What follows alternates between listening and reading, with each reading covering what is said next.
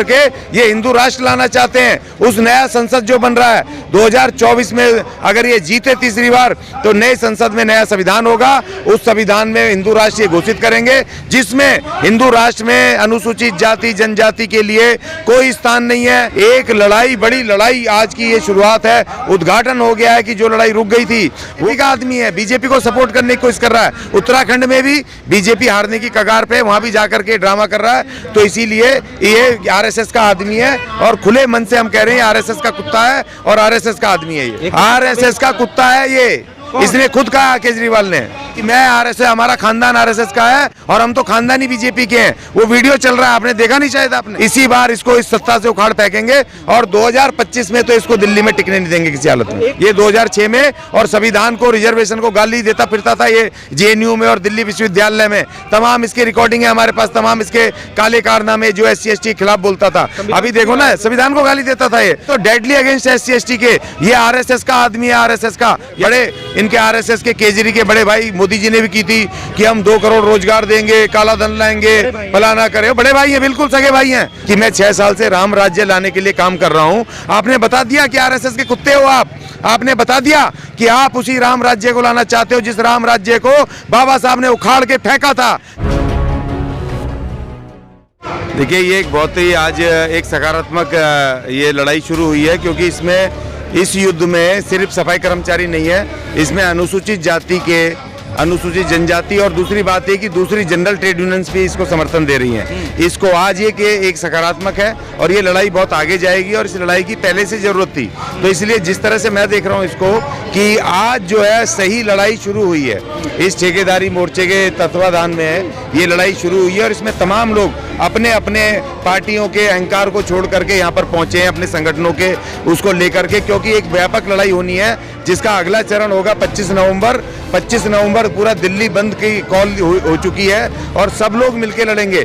आज ये लड़ाई है क्योंकि ये सिर्फ सफाई कर्मचारियों की नहीं है, तमाम ठेका कर्मचारियों की है, पूरे उन गरीब मजदूरों की है जो महंगाई से त्रस्त हैं, जिनको कि पक्का नहीं किया जा रहा है। और दूसरी बात ये कि सबसे बड़ी लड़ाई आज इसलिए शुरू हुई है कि जो ये देश को बेच रहे हैं, निजीकरण कर रहे हैं, क्योंकि उस देश को बेच रहे निजीकरण संपत्ति में जो ये लालाओं को दे रहे हैं कौड़ियों के दाम। और दूसरी बात, हमारा सिर्फ SC ST का रिजर्वेशन नहीं जा रहा है, इसमें OBC का 27% रिजर्वेशन जा रहा है, प्लस जो 51% जनरल लोग, गरीब लोग नौकरियों में जाते थे वो भी जा रहे हैं। तो सवाल इस बात का है कि आज एक व्यापक लड़ाई अपने श्रम कानूनों को बचाने की, अपने इस देश की संपत्ति को बचाने की, सफाई कर्मचारियों को और दूसरे ठेका कर्मचारियों को पक्का करने की, महंगाई पे रोक लगाने की और हमारे देश को बचाने की ये लड़ाई है। मैं इस रूप में देखता हूँ इसको। केजरीवाल के खिलाफ तो आप बहुत पहले से चुनाव लड़ रहे हैं और लड़ाई भी लड़ रहे हैं, लेकिन इस तरीके का जो लोग कह रहे हैं कि दलित समाज ही नेक्स्ट 5 साल 10 साल बाद जो है मोदी के जगह पर देखना चाहता है केजरीवाल को, ये समझ नहीं आ रहा। नहीं, देखिए वो लोग वो हैं जिनको कि अभी तक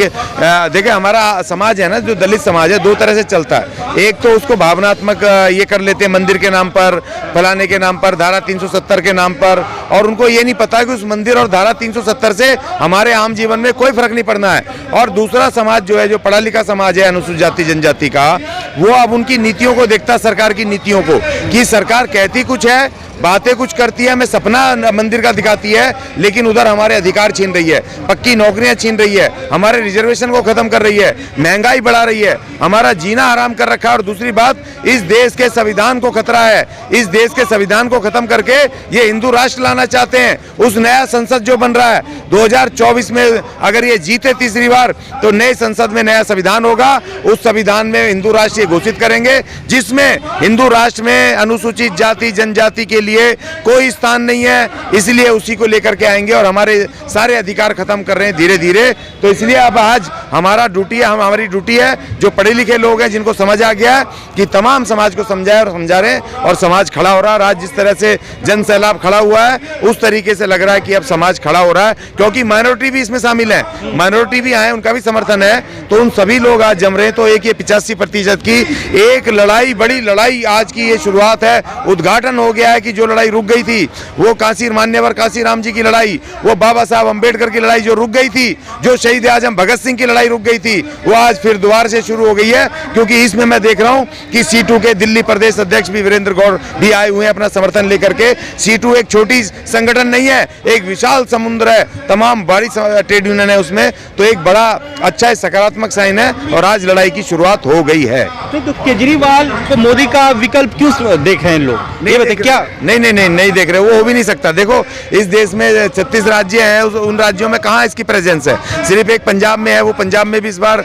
वो उल्टा पुल्टा हो जाए, क्योंकि वहां पर कोई विकल्प नहीं है। अकाली दल खत्म हो गया, कांग्रेस खत्म हो रही है, बीजेपी का कुछ है नहीं, तो बीजेपी उसको आगे करके लाना चाहती है। गोवा से खत्म हो गया, थोड़ा बहुत था, तो इसका है कहां पर? कहीं नहीं है। तो दिल्ली से थोड़ी प्रधानमंत्री बन जाएगा। और दूसरी बात ये कि दिल्ली की जनता ने अभी तक इसको स्वीकार नहीं किया, क्योंकि सिर्फ दिल्ली की विधानसभा में इसको स्वीकार किया है, एमसीडी में, और लोकसभा में इसको एक सीट नहीं मिलती।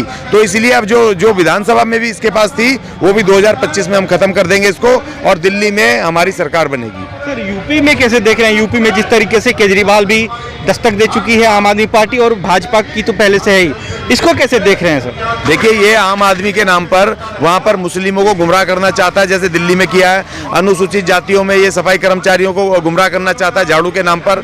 जो वोट वहां पर 85% की उनको मिलना चाहिए, बीजेपी के खिलाफ वोट जा रहा है, उस वोट को ये काट करके बीजेपी का लॉस कम करना चाहता है, क्योंकि इसका कुछ है नहीं। उत्तर प्रदेश में कुछ भी नहीं है, सिर्फ ड्रामेबाजी हो रही है। और जैसे कल संजय सिंह को पुलिस वो डिटेन करके ड्रामा कर रही थी वो तिरंगा यात्रा पर, और पुलिस ने जानबूझ करके पूरा मीडिया लगा रखा था उसको दिखाने को, इसको हाईलाइट कर रहे हैं, क्योंकि वो बीजेपी का वोट इसके पास नहीं आएगा। इसके पास दिल्ली में भी जो वोट गया था, वो टोटल वोट अनुसूचित जाति का, मुस्लिमों का गया था, जो कांग्रेस के पक्ष का था। बीजेपी का वोट नहीं गया। ये बीजेपी का आदमी है, बीजेपी को सपोर्ट करने की कोशिश कर रहा है। उत्तराखंड में भी बीजेपी हारने की कगार पे, वहां भी जाकर के ड्रामा कर रहा है। तो इसीलिए ये आरएसएस का आदमी है, और खुले मन से हम कह रहे हैं आरएसएस का कुत्ता है और आरएसएस का आदमी है। ये केजरीवाल आरएसएस का कुत्ता है, उसका आरएसएस का कुत्ता है ये।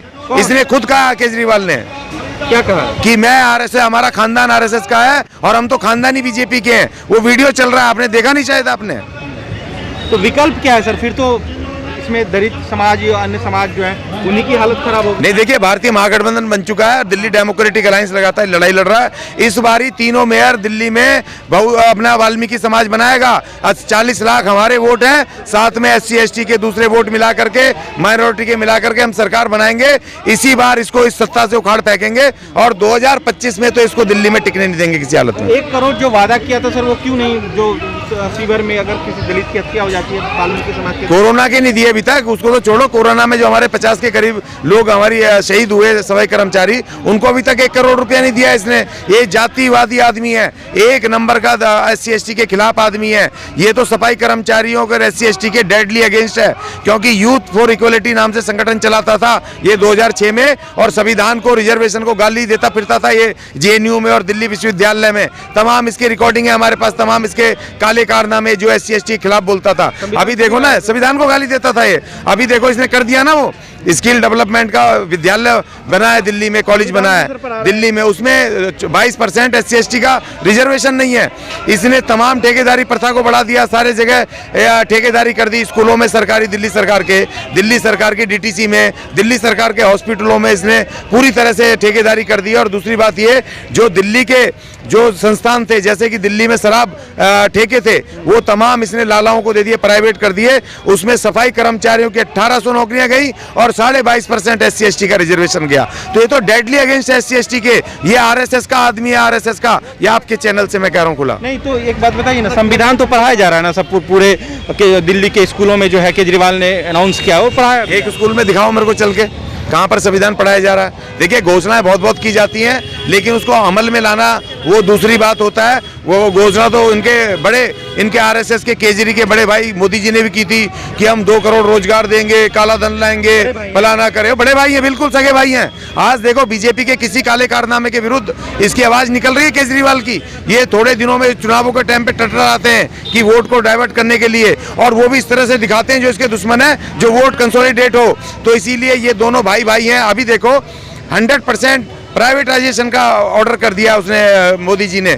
100% बेच डालो पूरे देश की संस्था को, जहां पर हमारा रिजर्वेशन था, जहां पर हमारे सफाई कर्मचारियों की पक्की नौकरी थी। तो आपने क्यों नहीं बोला केजरीवाल साहब, आप SC/ST के इतने अगर वो हैं हितैषी हैं, तो आपने क्यों नहीं अभी तक उसके विरुद्ध आवाज उठाई कि भाई सारी आप बेच दोगे तो SC/ST का रिजर्वेशन कहाँ जाएगा, सफाई कर्मचारियों की पक्की नौकरियां कहाँ जाएंगी, ये इनका हिस्सेदारी कहाँ जाएगी। इसमें सरकारी संस्थान होने का मतलब है SC/ST की हिस्सेदारी जो 22.5% बाबा साहब संविधान में तय करके गए थे। तो आप अगर वो लुट रहा है, अगर मोदी के आप अगेंस्ट हो तो क्यों नहीं बोल रहे हो आप, और उल्टा आप बोल रहे हो विधानसभा में कि मैं 6 साल से राम राज्य लाने के लिए काम कर रहा हूं। आपने बता दिया कि RSS के कुत्ते हो आप, आपने बता दिया कि आप उसी राम राज्य को लाना चाहते हो जिस राम राज्य को बाबा साहब ने उखाड़ के फेंका था, जिस बाबा साहब ने उस राम राज्य के विरुद्ध लड़के नया संविधान, आधुनिक संविधान 26 जनवरी 1950 को देके इस देश के बहुजनों को, इस देश के SC/ST को अधिकार दिए थे, उनको भारतीय बनाया था,